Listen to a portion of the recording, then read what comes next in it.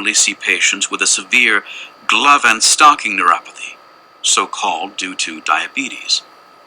If the neuropathy is sufficiently severe, patients go beyond feelings of numbness, the glove and stocking feeling, to a feeling of complete nothingness or derealization.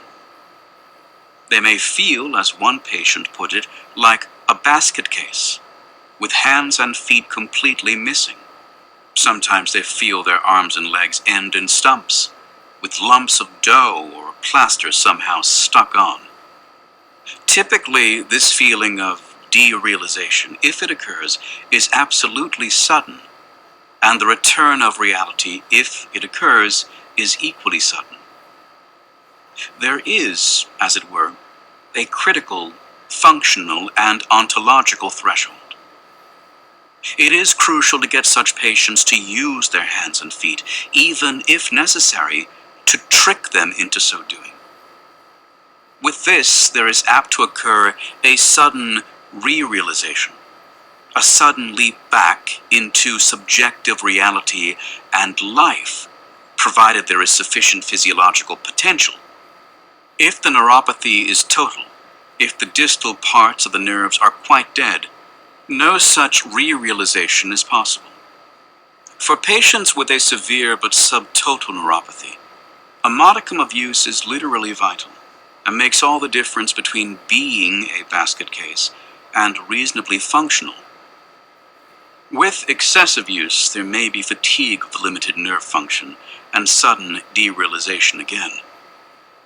It should be added that these subjective feelings have precise objective correlates. One finds electrical silence locally in the muscles of the hands and feet, and on the sensory side, a complete absence of any evoked potentials at every level up to the sensory cortex. As soon as the hands and feet are re-realized with use, there is a complete reversal of the physiological picture. Chapter 6. Phantoms. A phantom, in the sense that neurologists use, is a persistent image or memory of part of the body, usually a limb, for months or years after its loss. Known in antiquity, phantoms were described and explored in great detail by the great American neurologist Silas Weir Mitchell during and following the Civil War. Weir Mitchell described several sorts of phantom, some strangely ghost-like and unreal. These were the ones he called sensory ghosts. Some compellingly, even dangerously lifelike and real. Some intensely painful. Others, most, quite painless.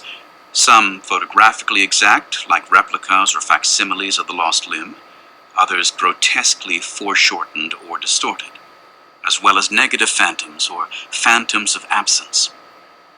He also indicated clearly that such body image disorders, the term was only introduced by Henry Head 50 years later, might be influenced by either central factors, stimulation or damage to the sensory cortex, especially that of the parietal lobes, or peripheral ones, the condition of the nerve stump or neuromas, nerve damage, nerve block, or nerve stimulation, disturbances in the spinal nerve roots or sensory tracts in the cord.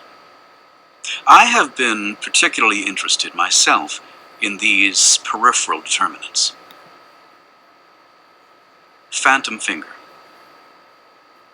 A sailor accidentally cut off his right index finger. For 40 years afterwards, he was plagued by an intrusive phantom of the finger, rigidly extended as it was when cut off. Whenever he moved his hand toward his face, for example, to eat or to scratch his nose, he was afraid that this phantom finger would poke his eye out. He knew this to be impossible, but the feeling was irresistible. He then developed severe sensory diabetic neuropathy and lost all sensation of even having any fingers. The phantom finger disappeared too. It is well known that a central pathological disorder, such as a sensory stroke, can cure a phantom. how often does a peripheral pathological disorder have the same effect?